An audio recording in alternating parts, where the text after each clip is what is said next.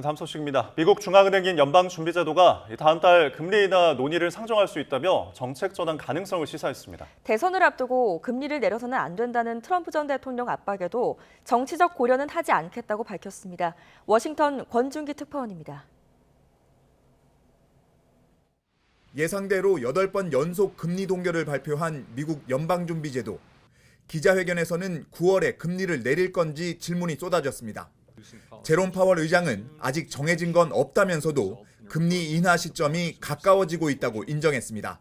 물가와 노동시장이 조건에 부합해야 한다는 전제를 달긴 했지만 9월 회의에 금리 인하 안건을 상정할 수 있다고 밝혔습니다. If that test is met, a reduction in our policy rate could be on the table as soon as the next meeting in September. Again, that the broad sense of the committee is that we're getting closer to the point at which it will be appropriate to reduce our policy rate. 파월 의장은 2분기 인플레이션 지표에 자신감을 얻었다며 현재 경제 상황을 긍정적으로 봤습니다. 경착륙 가능성도 낮다며 경제가 과열되거나 급냉할 이유가 없다고 진단했습니다. 트럼프 전 대통령이 대선을 앞두고 금리를 내려선 안 된다고 말한 데 대한 연준의 입장도 밝혔습니다. 파월 의장은 정치적인 고려는 하지 않겠다는 뜻을 거듭 분명히 했습니다. We never use our tools to support or oppose a political party, a politician, or any political outcome. 엔비디아 등 기술주들의 급등으로 상승 곡선을 그리던 뉴욕 증시는 파월 의장의 9월 금리 인하 시사 발언으로 날개를 달았습니다. 나스닥이 2.6%, S&P 500이 1.5% 이상 오르며 연준의 정책 전환 예고를 반겼습니다. 파월 의장은 다음 회의 때 0.5%포인트 빅스텝 금리 인하가 가능할지에 대해선 지금 당장 고려하는 사안이 아니라고 선을 그었습니다. 워싱턴에서 YTN 권중기입니다. 하마스 지도자 하니의 암살의 후폭풍이 어떻게 번질지 전 세계가 우려의 눈빛으로 바라보고 있습니다. 미국은 가자 휴전 협상의 불씨를 살려보려 노력하고 있지만 암살의 배후로 지목되는 이스라엘은 이란을 악의 축으로 규정하며 강경한 입장을 굽히지 않아 확전 가능성은 점점 커지고 있습니다. 홍주혜 기자입니다. 하마스 정치 지도자 이스마엘 하니예가 이란 테헤란에서 암살당했을 때 구체적인 정황이 발표됐습니다. 하니예가 머물고 있던 방으로 로켓이 직접 날아들며 창문과 문, 벽까지 모조리 파괴했다는 겁니다. أما الحادث يا أخي الكريم فهو ما حتى الآن ما هو ثابت بشهود من كانوا مع الأخ إسماعيل هنية هو صاروخ دخل إلى الغرفة التي كان فيها الأخ إسماعيل هنية وأصابه إصابة مباشرة. 장례 절차는 일단 하니예가 숨을 거둔 테헤란에서 시작됩니다. 이후 시신이 카타르 도하로 옮겨진 뒤 그곳에서 가장 큰 이맘 무함마드 빈 압둘 와하브 모스크에서 장례식이 열릴 예정입니다. 골란 고원 축구장 폭격을 계기로 이스라엘과 레바논 무장정파 헤즈볼라의 전면전 가능성이 커진 가운데 하니의 암살이 중동 지역 긴장에 기름을 부을 수도 있습니다. 특히 숨진 하니예가 가자 휴전 협상에서 하마스 측 대표였던 만큼 휴전이 사실상 물 건너갔다는 관측도 나옵니다. 미국은 휴전 협상의 불씨를 되살리려 안간힘을 쓰고 있습니다. I've learned over many years never to really speculate about that because we simply don't know. What I do know is the enduring imperative of getting the ceasefire, and what I do know is we'll continue to work at that every day. 블링컨 장관은 휴전 협상 중재국인 카타르를 포함해 중동 국가 외교 장관들과 연쇄 통화하며 협상 타결의 중요성을 강조했습니다. 그러나 이스라엘은 모든 시나리오에 대비하고 있고 어떤 위협에도 단호히 맞설 거라며 강경한 입장을 이어갔습니다. מאז תחילת המלחמה הבהרתי שאנחנו במאבק מול ציר הרשע של איראן. זאת מלחמת קיום מול טבעת חנק של צבאות טרור וטילים שאיראן מבקשת להדק סביב צווארנו. 이스라엘은 다만 하니의 암살의 배후라는 지적에 대해선 인정도 부인도 하지 않고 있습니다. YTN 홍주혜입니다. 유엔 안보리가 긴급회의를 열고 팔레스타인 무장정파 하마스의 최고 정치 지도자 이스마일 하니예의 암살과 관련해 논의합니다. 유엔은 현지 시간 31일 오후 4시 기준 유엔 본부에서 팔레스타인 문제를 포함한 중동 상황을 의제로 안보리 회의가 열린다고 밝혔습니다. 이 회의는 이란이 안보리 긴급회의 개최를 요구하고 이달 의장국인 러시아를 비롯해 중국과 알제리가 이를 지지하면서 소집됐습니다.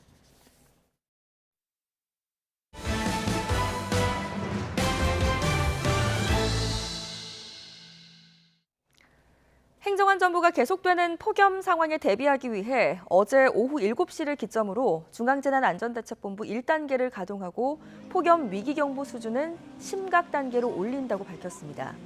폭염 위기경보 심각 단계는 전국 40% 지역에서 일 최고 체감온도가 35도 이상 사흘 이상 이어질 것으로 예상될 때 발령됩니다. 이렇게 연이은 폭염에 야외 근로자 안전도 비상입니다. 부산 연제경찰서는 그제 오후 3시쯤 부산 연산동 공사 현장에서 60대 노동자가 의식을 잃고 쓰러져 병원으로 이송했지만 숨졌다고 밝혔습니다. 경찰 관계자는 숨진 노동자가 당시 체온이 40도를 넘는 등 열사병 의심 증세가 있었다며 기저질환이나 특이 외상은 없었다고 말했습니다. 계속해서 사고 소식입니다. 어젯밤 대전 동구의 한 사거리에서 택시와 SUV 차량이 부딪혀 3명이 다치는 사고가 있었습니다. 경기 남양주 수도권 제1순환고속도로에서는 달리던 승용차가 요금소 울타리를 들이받기도 했습니다. 간밤의 사고 소식 강민경 기자입니다. SUV 앞부분이 완전히 부서져 차량 내부가 훤히 들여다보입니다. 흰 택시 역시 후미등이 떨어져 나가 사고 당시 충격을 짐작하게 합니다. 어젯밤 11시쯤 대전 동구 대별 3거리에서 택시와 SUV 차량이 부딪혀 3명이 다쳤습니다. 경찰은 좌회전하던 택시와 직진하던 SUV 차량이 충돌했다고 보고 정확한 사고 원인을 조사하고 있습니다. 요금소 한복판, 경찰차 뒤로 차 한 대가 서 있고 곧이어 견인차가 들어와 작업을 시작합니다. 어제 오후 5시 45분쯤 경기 남양주시 수도권 제1순환고속도로 구리 방향 불암산 요금소에서 달리던 승용차가 울타리를 들이받았습니다. 차가 뒤집혀 안에 있던 4명이 다쳤는데 다행히 생명에 지장은 없었습니다. 오늘 새벽 3시 20분쯤엔 인천 연수구 청학동의 한 교차로에서도 한 SUV 차량이 뒤집혔습니다. 경찰은 운전자가 술을 마신 건 아니라고 보고 조만간 사고 경위를 파악할 계획입니다. YTN 강민경입니다.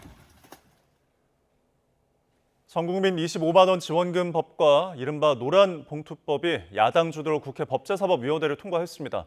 쟁점 법안 처리 과정에서 여야 사이 거친 말과 고성이 오가며 회의가 중단되기도 했는데요. 손유정 기자의 보도입니다. 민주당의 당론 법안인 민생회복 지원금법과 이른바 노란봉투법이 국회 본회의 전 마지막 단계인 법제사법위원회를 통과했습니다. 민생회복 지원금법은 모든 국민에게 최소 25만 원을 지역화폐로 지급하는 내용이 핵심이고, 노란봉투법은 파업 노동자에게 무분별한 손해배상 청구를 못하게 하는 게 골자입니다. 쟁점 법안을 두고 여야가 평행선을 달리며 처리 과정은 순탄치 않았습니다. 여당은 민생회복 지원금 법안이 정부의 예산 편성권을 침해하는 위헌적 법안이라고 비판했지만, 야당은 서민 경제를 위해 꼭 필요하고 법적 문제도 없다고 반박했습니다. 25만 원 지원하는 이 법안에 대해서는 위헌적인 요소가 너무 크다. 행정부와 입법부의 권한을 나누는 그 기본 취지에도 전혀 맞지 않는 법안이라고 말씀드립니다. 정작 중요한 건 이 민생의 어려움을 정부가 손 놓고 있다는 거예요. 여기에 대한 대책이 없어요. 하다 안 되니까 그러면 국회가 먼저 나서겠다라고 해서 이 법이 시작된 것입니다. 노란봉투법을 두고도 여야의 시각차는 선명했습니다. 대한민국의 하청 노동자는 대한민국 국민이 아닙니까? 대한민국의 노조법에 의해서 충분히 합법적으로 할 수 있고 원청과 협상할 수 있게 해주세요 라고 하는 겁니다. 합법적인 파업은 당연히 보장해야죠. 근데 불법적인 파업에 대해서는 실질적으로 손해배상 자체를 막는 거기 때문에 지금 가뜩이나 불법 파업에 대해서는 우리 국민들과 시민들께서 불편해하시지 않습니까? 결국 입장차가 좁혀지지 않자 정청래 법사위원장은 더 토론해야 한다는 여당의 반발 속에 두 법안을 표결에 굳혔습니다. 재석의원 총 17인 중 찬성 10인, 반대 0인, 기권 7인으로 이 안건은 가결되었음을 선포합니다. 이 과정에서 여야는 반말과 고성을 주고받았고 국민의힘 의원님들은 위원장석에서 이석해 주시기 바랍니다. 퇴거 명령합니다. 퇴거 명령합니다. 앉아있어요. 무슨 퇴거 명령이야? 지가 뭔데? 지가 뭔데? 지금 뭐 하는 거예요, 지금? 이후에도 거친 발언을 사과하라는 위원장의 요구를 당사자가 거부하며 이례적으로 발언권 중지 조치가 나오기도 했습니다. 반말, 막말을 하는 것은 법사위원장으로서 도저히 묵과할 수 없는 일입니다. 이건 제 개인에 대한 욕설, 반말이라기보다는 법사위원장에 대한 도전이다. 곽기택 의원은 사과하시기 바랍니다. 지가 뭔데 지는 대명사로서 제3자를 가르치는 그냥 대명사입니다. 반말이 아니에요. 사전 찾아보시기 바랍니다. 사과할 의사 없습니다. 다시는 이러지 않겠다는 다짐과 약속의 의미를 담은 사과를 받아야 되겠습니다. 그렇지 않다면 오늘 발언권을 드릴 수가 없습니다. 이외에도 서로를 향한 거친 표현들이 난무하면서 여야가 제대로 된 법안 심사보단 감정 싸움에 치중한 게 아니냐는 비판도 나오고 있습니다. YTN 손효정입니다. 노란봉투법으로 불리는 노조법 개정안과 전 국민의 25만 원 지급을 골자로 하는 민생회복지원금 법안이 오늘 국회 본회의에 상정될 걸로 보입니다. 앞서 더불어민주당을 비롯한 야당은 어제 국회 법제사법위원회 전체 회의를 열고 두 법안을 강행 처리했습니다. 국민의힘은 쟁점 법안이 여야 합의 없이 본회의에 오를 경우 무제한 토론에 나선다는 계획이어서 이번 주말까지 필리버스터 전국이 이어질 것으로 예상됩니다. 본회의에선 또 민주당이 임명에 반대한 이진숙 신임 방송통신위원장에 대한 탄핵안이 당론으로 발의돼 보고될 가능성도 있습니다. 국회 법제사법위원회에선 민주당이 발의한 검사 탄핵 소추안 조사를 위한 청문회 실시 안건도 의결이 됐습니다. 야당은 실제 탄핵이 필요한지 조사를 해보자는 거라며 또다시 김건희 여사의 출석을 요구했는데 국민의힘은 이재명 의원 방탄을 위한 광기라고 비난했습니다. 나희인 기자입니다. 국회 법제사법위원회가 과거 김건희 여사의 코바나 콘텐츠 협찬 의혹 수사 등을 지휘했던 김영철 차장검사를 불러 청문회를 열기로 했습니다. 민주당 의원들이 발의한 탄핵소추안이 본회의를 거쳐 법사위에 회부된 만큼 실제 파면할 만한 위법 행위를 했는지 조사가 필요하다는 겁니다. 청문회는 2024년 8월 14일 수요일 오전 10시에 개회합니다. 그리고 이것이 지금 적법하게 진행되고 있다는 것을 말씀드리겠습니다. 야당은 김 검사가 대통령 부인이 연루된 사건들은 부실 수사해 무혐의 처분하고 민주당 전당대회 돈봉투 의혹 사건은 부당하게 별건 수사했다고 의심하고 있습니다. 과거 국정농단 특검팀에 몸담았을 땐 최서원 씨 조카 장시호 씨에게 거짓 증언을 요구했다는 의혹까지 있다며 김 여사와 장 씨, 이원석 검찰총장 등 20명을 증인으로 채택했습니다.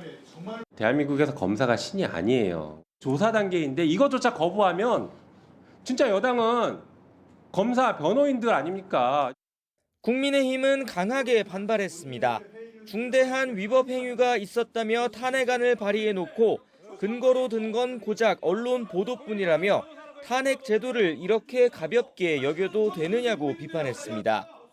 이렇게 허접하게 증거적 언론 보도 4개 붙여놓고 탄핵한다고 한다는 이거 얼마나 부끄러운 일입니까? 진실을 밝히기는커녕 모욕과 조롱만 남을 청문회에 사활을 거는 건 결국 이재명 전 대표 방탄 목적이라고 날을 세웠습니다. 쌍방울 대북송금 사건 공소장을 쓴 검사를 고발한 데 이어 사법 절차를 정쟁화하는 비이성적 행태를 이어가고 있다고 쏘아붙였습니다.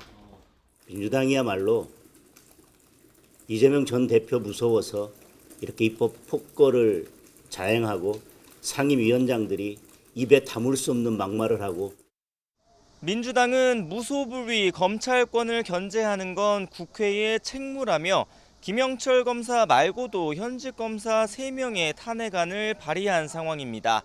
검찰 압박에 당력을 집중하는 이유를 이재명 방탄으로 보는 여당과의 충돌은 당분간 계속될 것으로 보입니다. YTN 나인입니다. 더불어민주당 등 야6당은 이진숙 방송통신위원장이 취임 첫날 방송문화진흥회와 KBS 이사 선임을 강행했다며 오늘 탄핵 소추안을 발의하기로 했습니다.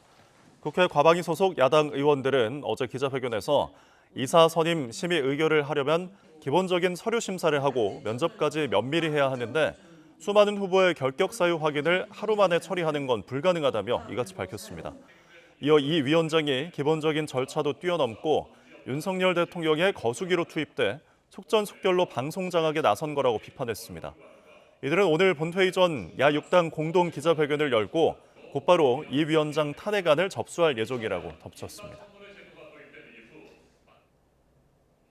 네, 8월의 첫날에 전해드리는 미리 보는 오늘입니다. 서울 서부지방법원은 살인 혐의를 받는 30대 남성 A씨에 대한 구속 전 피의자 신문을 오늘 오전 10시 반 진행할 예정입니다. A씨는 지난 29일 밤 11시 20분쯤 서울 은평구에 있는 아파트에서 같은 아파트 주민에게 흉기를 휘둘러 숨지게 한 혐의를 받고 있습니다. 경찰 조사에서 A씨는 피해자가 자신을 미행하는 스파이라고 생각해서 범행했다는 취지로 진술한 것으로 전해졌습니다. 경찰이 사상자 16명을 낸 시청역 역주행 사고 운전자 68살 차 모 씨를 오늘 구속 송치할 예정입니다. 경찰은 차 씨를 검찰에 넘긴 뒤 오전 10시 최종 수사 결과를 발표합니다. 차 씨는 지난 1일 밤 9시 반쯤 서울 시청역 근처에서 역주행하다 9명을 숨지게 하고 7명을 다치게 한 혐의로 그제 구속됐습니다. 8세 이하 자녀를 둔 서울시 공무원은 8월부터 의무적으로 주 1회 재택근무를 하게 됩니다. 서울시는 일과 육아를 안정적으로 병행할 수 있는 조직 문화와 제도를 만들기 위해서 육아 공무원 주 1회 재택근무를 시행한다고 밝혔습니다. 8세 이상 자녀를 둔 시 공무원은 월요일에서 금요일 근무일 중에 하루를 선택해서 재택근무를 할 수 있습니다. 오늘부터 민수용 도시가스 요금이 6.8% 오르는 가운데 지역난방 요금은 동결됩니다. 한국지역난방공사는 도시가스 요금이 오르면서 연료비 연동제에 따라 지역난방 요금도 5.3% 인상 요인이 생겼지만 국민 생활 안정을 위해 조정을 유보하기로 했다고 밝혔습니다. 지금까지 미리 보는 오늘이었습니다. 다음 소식입니다. 최근 전북 전주에서 미성년자 일당이 차량 털이를 일삼고 있습니다. 문이 잠기지 않은 차량을 노리는 전형적인 수법인데 피해 없도록 차문 잘 잠그셔야겠습니다. 김민성 기자의 보도입니다. 새벽 시간 전북 전주 주택가에 주차된 차량 안입니다. 흰옷을 입은 남성이 차에 타서는 곧바로 블랙박스를 향해 손을 뻗습니다. 잠시 후 파랗게 꺼지는 화면, 전원선을 뽑아버린 겁니다. 피해 차주는 날이 밝은 뒤 금품 약 300만 원어치를 도둑맞은 걸 알았습니다. 일단 원만히 해결해 보려고 선처하겠다는 메시지까지 운전석 유리창에 붙여뒀는데 소용없었습니다. 시간만이라도 돌려주면은 그냥 나는 괜찮다라고 제가 대자보를 차에다가 붙여서 범행 일어난 현장에 차를 그대로 다시 또 대놨어요. 그리고 다음날 확인을 해보니까 그거를 띄어가지고 뿌려서 옆에 쓰레기통에 던져놨더라고요. 경찰이 수사해보니 이런 차량 털이 범행에 가담한 건 미성년자 3명과 성인 1명 등 모두 4명이었습니다. 범인들은 골목에 주차된 차들 문을 일일이 열어봤고 특히 이렇게 사이드미러가 접히지 않은 차량을 주로 노린 것으로 전해집니다. 일당의 신원을 특정한 경찰은 여건상 긴급 체포가 가능한 사안은 아니라고 판단했습니다. 대신 출석 요구서를 보내고 길에서 마주칠 때마다 임의 동행을 시도하면서 추가 범행을 추적하고 있습니다. 경찰 수사망이 좁혀오는 상황이지만 마치 비웃기라도 하듯 비슷한 수법의 차량 털이가 한 달 넘게 계속되고 있습니다. 경찰은 미성년자 신병 확보 요건이 까다롭다며 조만간 수사를 마무리할 예정이라고 밝혔습니다. YTN 김민성입니다. 아파트 복도에 세워놓은 전동 휠체어 바퀴를 누군가 상습적으로 터뜨린다는 신고가 접수돼 경찰이 수사에 나섰습니다. 서울 중랑경찰서는 지난달 19일 모르는 남성이 전동 휠체어 바퀴를 여러 차례 파손했다는 신고를 접수해 용의자를 쫓고 있습니다. 이 용의자는 지난 2월부터 5차례에 걸쳐 서울 신내동에 있는 아파트에서 복도에 세워둔 전동 휠체어 바퀴를 뾰족한 물건으로 찔러 망가뜨린 것으로 파악됐습니다. 경찰은 용의자가 아파트 주민일 가능성을 열어두고 CCTV 등을 바탕으로 신원을 파악하고 있습니다. 오늘의 경제 일정입니다. 최상목 경제부총리를 수장으로 하는 금융정책당국 수뇌부가 오늘 아침 7시 반 거시경제금융회의를 개최합니다. 미 연방공개시장위원회 FOMC 결과와 관련해 우리 금융시장에 미치는 영향을 분석하고 팀원과 미매프 사태에 대한 수습 방안도 논의될 걸로 보입니다.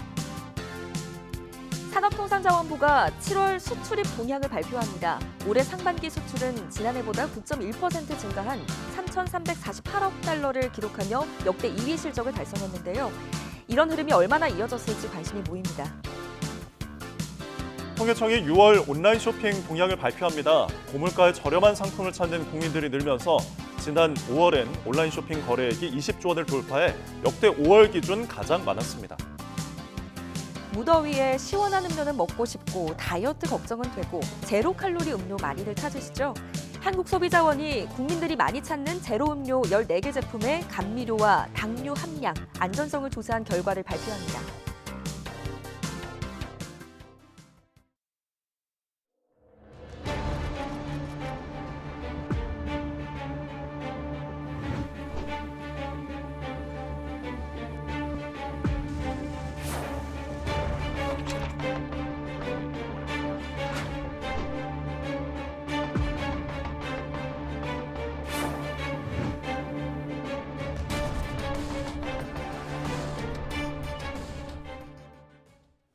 최신 경제 소식을 빠르고 친절하게 전해드립니다. 스타트 경제, 오늘은 이정환 한양대학교 경제금융대학 교수와 함께하겠습니다. 어서 오십시오. 네, 어서 오십시오. 자, 미 연준의 7월 FOMC가 열렸는데 예상대로 기준금리를 동결을 했습니다. 이번이 8번 연속이고 지금 2001년 이후 최고 수준 금리가 유지가 계속되고 있네요.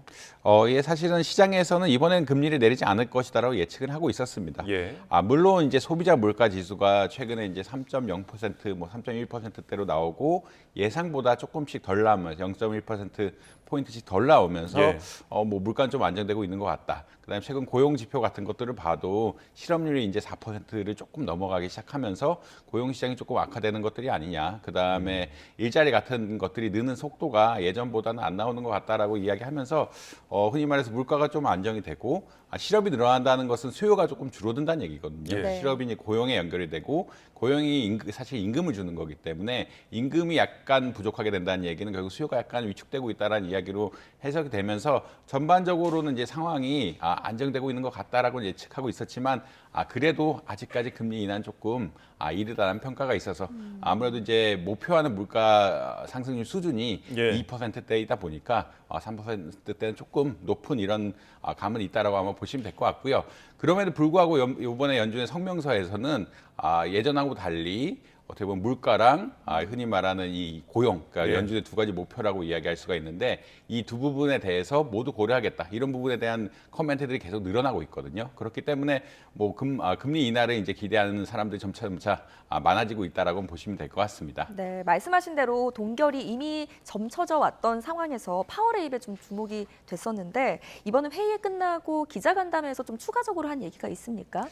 사실 직접 물어보죠. 이게 기자님들이 결국 직접 물어봤는데 9월에 금리 인하 할 것 같냐라고 예. 물어봤는데 아무래도 파월 의장은 이제 9월에 할 수도 있다. 이거를 테이블에 올려가지고 그 흔히 말하는 조건들이 맞으면 물가가 상승률이 좀 떨어지게 되고 그다음 고용시장이 지금처럼 이렇게 그렇게 썩 급격하게 좋아지지 않으면은 결국 올릴 가능성이 있다. 죄송합니다. 이것을 의안을 올려가지고 기준금리를 내릴 가능성이 있다라고 이야기를 했고요. 네. 그다음 뭐 다른 질문으로는 이제 50bp, 그러니까 0.5% 인하 가능성이 있느냐. 지금 뭐 물가 같은 것들이 빠르게 안정되고 있는데 그럴 가능성은 없다라고 또 이야기를 했습니다. 그리고 이제 최근에 뭐 트럼프가 아무래도 트럼프 후보가 예. 결국은 이게 정치적인 게 아니냐라는 그런 이야기가 계속 나오면서 이것은 근데 이번 연준의 결정은 절대 정치적인 것은 아니다. 연준의 어떠한 기준금리 정책 이런 것은 그 정치와는 무관하다는 것을 강조하는 식으로 이렇게 했다라고 보시면 될 것 같고 아무래도 이제 9월 금리 인하의 가능성에 대해서 약간 직접적으로 밝혔다는 데에서 굉장히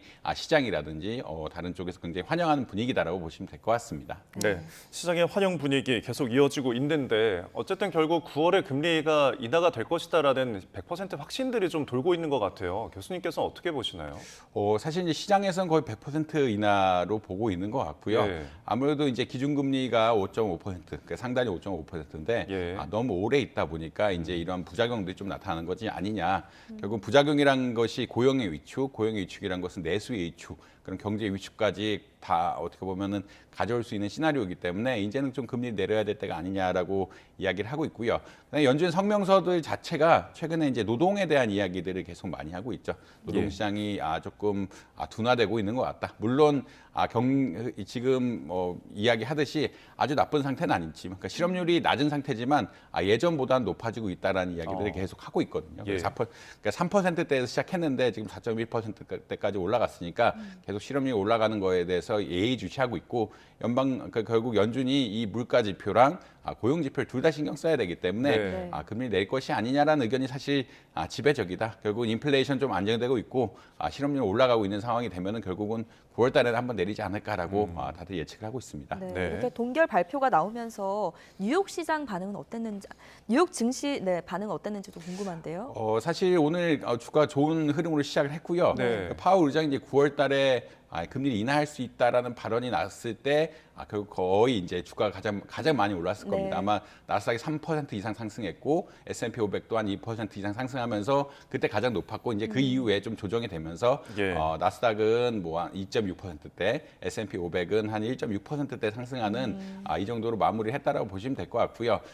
연준 그러니까 결국은 기준금리를 정하는 이제 수장의 입에서 9월에 올릴 수도 있다라는, 물론 이제 조건들이 맞아야 되는 것은 늘 강조를 하긴 하지만 이런 발언이 나왔다는 것 자체에 대해서 굉장히 시장에서 긍정적으로 받아들였다. 그리고 기준금리 인하가 이제 시작될 것이 아니냐라는 기대감들이 많이 형성되고 있다라고 보시면 될 것 같습니다. 네. 예, 지금 뭔가 세계적으로 좀 금리를 올리는 추세가 나타나고 있는데, 이 앞서서 이제 EU가 한번 올렸잖아요. 지금 일본, 옆나라 일본이 0.25% 기준금리 인상을 단행했는데, 원래 제로금리 계속 유지를 하다가 지금 글로벌 금융위기 이후 15년 만에 금리를 올렸거든요.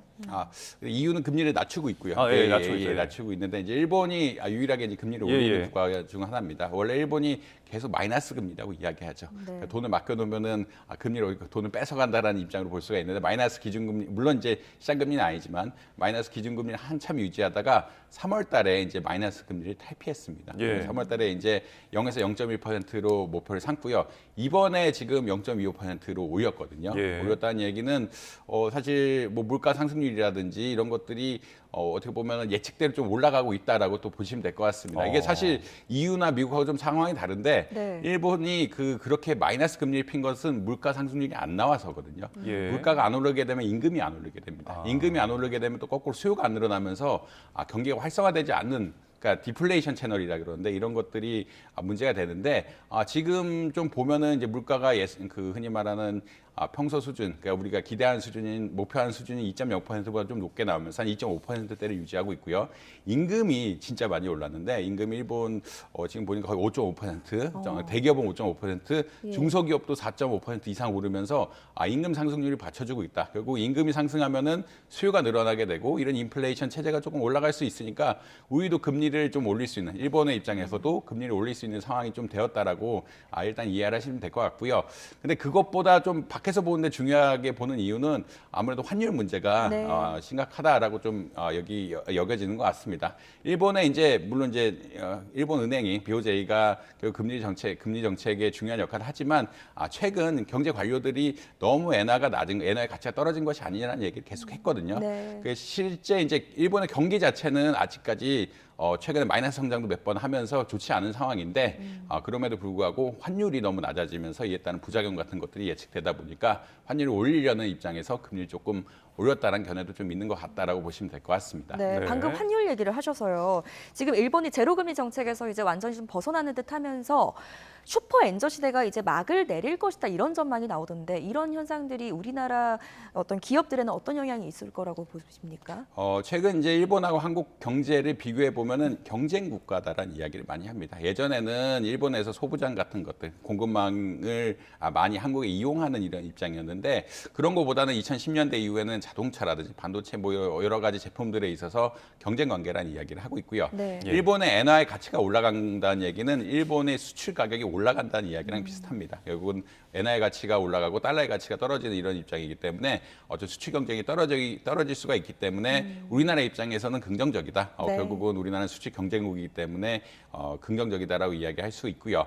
그럼에도 불구하고 지금 이렇게 엔화 강세가 빨리 올 것이냐에 대해서는 또 부정적인 입장을 가지신 의견들도 또 있다라고 예. 아마 이해하시면 될 것 같습니다. 아까 그 얘기인데 결국은 경제 성장률 자체가 좀 빨리 회복이 돼야 결국 금리를 또 빨리 올릴 수 있고 수요가 늘어나면서 또 물가 상승도 되고 임금 상승도 되는 이런 좋은 채널이 나오는데 예. 그런 수요 기반의 어떤 물가 상승이라든지 임금 상승이 아직은 명확한 것 같지 않다라는 경제학자들의 평이 좀 많습니다. 그렇다는 얘기는 금리를 올리긴 하겠지만 빠르게 올리지 못한다는 얘기는 그 흔히 말하는 엔화의 가치 상승 폭이 좀 제한적일 수 있다. 물론 예전에 비해서 지금 엔저 현상이 조금 해소되긴 했는데 예. 이것이 빠르게 해소될 것이냐에 대해서는 좀 의구심을 가진 사람들도 있다. 그것의 근본은 경제 성장률 자체가 좀 낮게 나와 있고 요번에 사실 일본에서 그 중앙은행이 결국 발표할 때 경제 성장률 전망치를 조금 낮췄거든요. 네. 그런 것들이 좀 영향이 줘서 이게 빠르게 회복될 것이냐에 대해서는 좀 관심을 갖고 두고 볼 필요가 있다라고 아마 보시면 될 것 같습니다. 예, 제가 앞서서 일본 얘기 드리면서 이유가 이제 금리를 높였다고 말씀드렸는데 사실 낮추는 걸 제가 이제 반대로 얘기를 했는데 지금 세계적으로 금리를 낮추는 혹은 금리를 낮추려는 기조가 이어지고 있잖아요. 이게 이전에 앞서서 물가를 잡기 위해서 금리를 많이 높였다가 좀 경기 침체가 이제 예상대로 좀 이뤄지는 것 같으니까 금리를 낮추려는 기조인데 결국은 이제 우리나라로 돌아와서 지금 성장률 자체가 좀 마이너스 지표들이 보이고 있거든요. 그렇다 보니까 한은의 고민도 세계적 추세에 맞춰서 낮춰야 되지 않을까 하는 고민이 깊어질 것 같아요.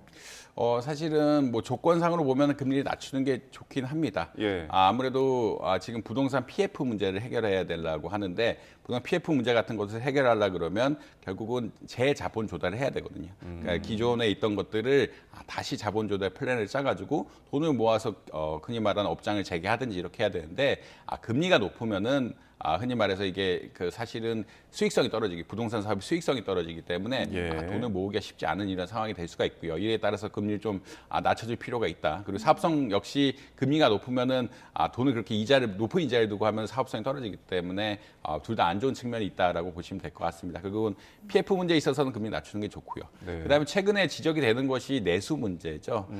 흔히 말하는 특히나 소상공인 중심으로 해서 대출 같은 것들이 부실화가 많이 일어나고 있고 그다음에 보증했던 많은 기관들, 신용보증기금이라든지 지역신용보증재단에서 대외 변제라고 하는데 돈을 못 갚아가지고 보증기관이 돈을 많이 갚아주는, 돈을 대신 갚아주는 이런 상황들이 굉장히 많이 발생하고 있습니다. 그런 이야기는 어떤 거냐면 내수 자체는 좀 위축이 되고 있다. 물론 1분기에 어떻게 보자면 수출 같은 것들이 늘어나면서 또 규제 효과 같은 것들이 늘어나면서 반도체 수출이 늘고 그러면서 좀 경제성이 좋게 나왔지만 2분기에 사실 또 마이너스로 좀 부정적인 영향이 나왔다라고 보고 있거든요. 소비 같은 데 있어서 위축이 된 상황들이 좀 나오고 있다라고 보고 있는 것 같거든요. 네. 결국은 수출하고 내수가 좀 분화가 되고 있고 내수가 위축이 되는 상황에서는 아무래도 금리를 낮춰서 투자를 유인하고 그다음에 건설경영 같은 것들을 회복시키는 게 당연히 좋은 방법이다라고는 일단 볼 수 있을 것 같습니다.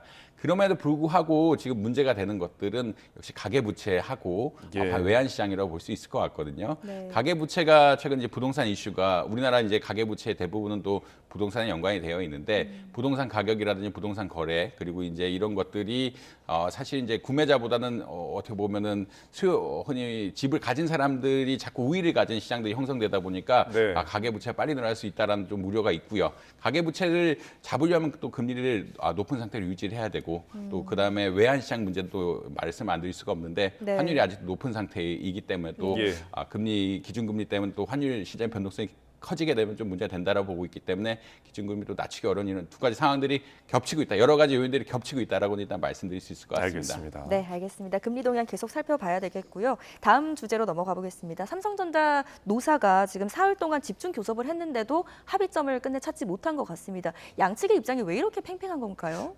사실은 대다수의 것들은 해결이 되었다라고 생각을 했거든요. 임금 인상률이라든지 사실은 임금 인상률이 요도 측 입장보다는 작지만 사측에서는 이 포인트 같은 것들을 대신 제공해주면서 이걸 맞춰주겠다라고 이야기했고요. 네. 그다음에 그냥 뭐 흔히 말해서 노조를 하면서 하는 행위에 대해서 유급 휴가 같은 것들 줘라라고 이야기했는데 그걸 8시간까지 인정해주겠다. 전반적으로 그다음에 인센티브 제도가 굉장히 문제가 많이 됐는데 사측에서 인센티브 제도를 할 때 노조 측 입장을 많이 반영하겠다라고 하면서 전반적으로 잘 흘러가는 것 같았는데 지금 마지막 변수가 나오면서 최근 최종적으로 나오면서 이제 문제가 됐다라고 이야기하고 있습니다.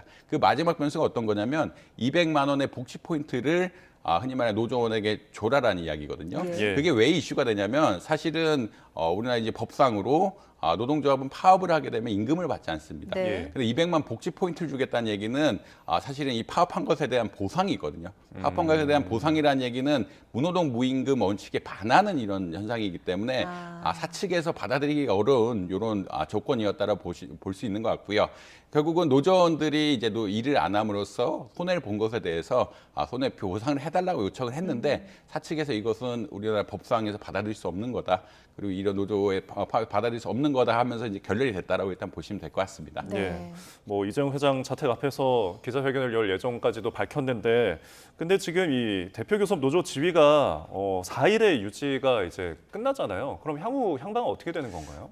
사실 이제 그 삼성전자 노조가 5개가 있습니다. 예. 지금 하고 있는 노조는 제 4조 그러니까 전삼노라고 해서 4번째 노조인데 3번째 노조가 지금은 우리가 교섭하겠다라고 좀 의견을 보이고 있는 상황들이거든요. 네. 이렇게 되면 어떻게 되냐라고 이야기하면은 쟁의가 불법 쟁의가 됩니다. 파업권이 사라지게 되고 교섭권을 다시 세팅을 해야 되거든요. 그러니까 우리 인간 교섭이 A 단체, A 노조도 B 노조도 해야 되기 때문에 교섭권 같은 것을 다시 설립해야 되고 그렇다는 얘기는 이제 흔히 말하는 지금의 파업이 8월 5일 이후에는 불법 파업이 될 수도 있는 이런 상황이 된다라고 한번 보시면 될 것 같습니다. 예, 알겠습니다. 네. 마지막으로 지금 삼성전자가 반도체 실적이 굉장히 좋잖아요. 그런데 파업이 길어질 때 물량 대응에 어떤 영향이 있을지 좀 간략하게 전망을 해주신다면요. 최근 이제 삼성전자 2분기 컨퍼런스 콜이 나왔는데 이제 2분기 실적에 대한 얘기를 하면서 반도체 수급에 문제가 없다라고 이야기를 하고 있습니다.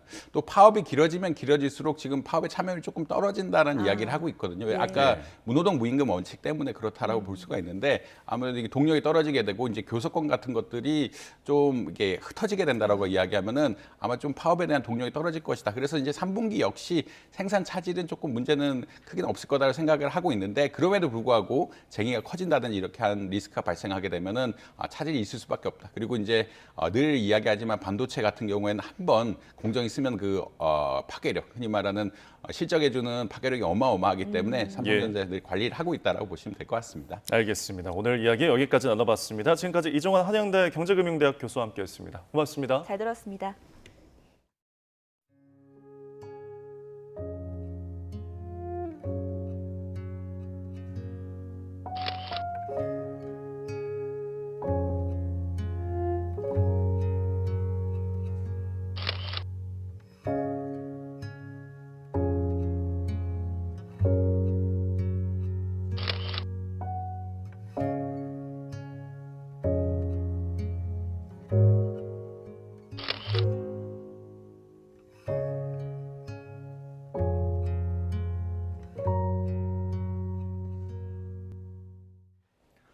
과태료 납부 문제 불만을 품고 경찰서 민원실에서 흉기를 들고 난동을 벌인 남성이 검찰에 넘겨졌습니다. 서울 종로경찰서는 지난 29일 특수공무집행 방해 혐의로 40대 남성 A씨를 구속 송치했습니다. A씨는 길이가 28cm에 달하는 잭나이프를 휘둘렀는데 서울 서부경찰서에서 도검 소지 허가를 받은 것으로 확인이 됐습니다. 앞서 A씨는 지난 23일 서울 종로경찰서 민원실에서 흉기로 사람들을 위협한 혐의로 현행범으로 체포됐습니다. A씨는 술을 마신 상태에서 교통과태료 납부 문제와 관련해 불만을 품고 범행을 저질렀으며 다친 사람은 없는 것으로 파악됐습니다. 서울 등 전국 대부분 지역에 폭염경보가 발효 중인 가운데 열대야와 찜통더위가 계속되고 있습니다. 서울은 11일째 열대야가 계속되고 있는 가운데 밤사이 초열대야에 버금가는 밤더위가 이어졌습니다. 자세한 날씨 알아보겠습니다. 원희다 캐스터. 네, 상암동 야외 스튜디오에 나와 있습니다. 네, 밤에도 무척이나 덥습니다. 열대야 현상이 점점 더 심해진다고요? 네, 지난 밤 사이에도 열기가 식지 못하고 전국 대부분 지역에서 초열대에 버금가는 수준을 보였습니다. 현재 서울 용산의 경우 28.5도, 체감온도는 31도 안팎까지 올랐는데요. 열기가 계속해서 쌓이면서 한낮에는 체감온도가 35도 안팎까지 치솟겠습니다. 전국적으로 폭염 위기경보 심각 단계가 발령 중인 만큼 온열 질환에 각별히 유의하시기 바랍니다. 현재 전국 대부분 지역에 폭염경보가 발효 중입니다. 특히 서울은 이틀 만에 폭염주의보가 경보로 강화됐습니다. 오늘도 습도가 높은 탓에 대부분 지역의 최고 체감온도가 35도 안팎까지 크게 치솟겠습니다. 밤사이에도 고기압의 가장자리를 따라 덥고 습한 공기가 유입되면서 기온이 25도 아래로 떨어지지 않는 열대야가 나타났습니다. 특히 강릉은 어제 올 최고 기온을 경신한 데 이어 아침에도 30도를 웃돌며 13일째 초열대야가 나타나고 있습니다. 한낮에는 서울 33도, 광주 34도, 대구 36도까지 오르겠고요. 경북, 경주는 사람 체온보다 높은 37도까지 올라 어제만큼 덥겠습니다. 네, 무더위 속에 오늘 하늘 표정은 어떤가요?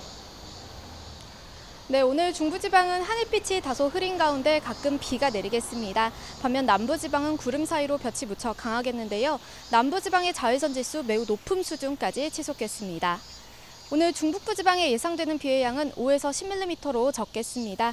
서울과 인천, 경기 서부는 오전까지, 경기 동부와 영서는 오후까지 비가 오락가락하겠습니다.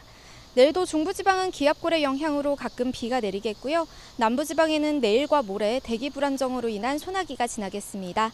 당분간 밤낮 없는 무더위는 계속될 전망입니다. 오늘 영동과 충남 서해안을 중심으로는 초속 15m 안팎의 강한 바람이 불겠습니다. 시설물 관리와 안전사고에 각별히 유의하시기 바랍니다. 지금까지 YTN 원희다입니다. 이상으로 뉴스타트를 마칩니다. 네, 날씨가 무덥습니다. 건강 잘 챙기십시오. 시청해주셔서 고맙습니다.